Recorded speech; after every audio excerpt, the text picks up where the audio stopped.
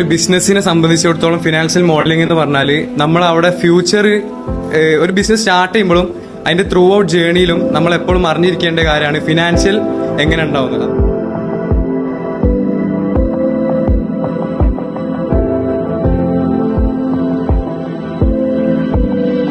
And we have unique selling points.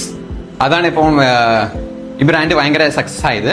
So ഒരു brand identity ഉണ്ട്, customer relation, അതാണ് main സാധനം. അതാണ് ഇപ്പം ഭയങ്കര ഇത് ഫുഡ് കൺസിസ്റ്റൻസി. കഫേയും റെസ്റ്റോറൻറ്റ് തമ്മിൽ ഡിഫറൻസ് പറയാം.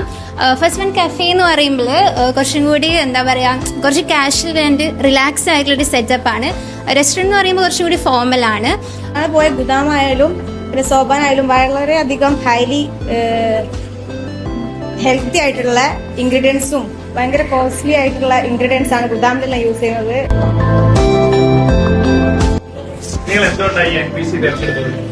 NBCയിലെ പ്രത്യേകത വെച്ചാൽ അവർ ഇമ്പോർട്ടഡ് ആയിട്ടുള്ള ഒറിജിനൽ കോഫി മെറ്റീരിയൽസ് ആണ്.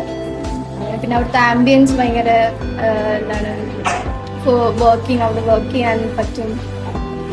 Thank Eclat and Eclat official for giving this opportunity to analyze the market.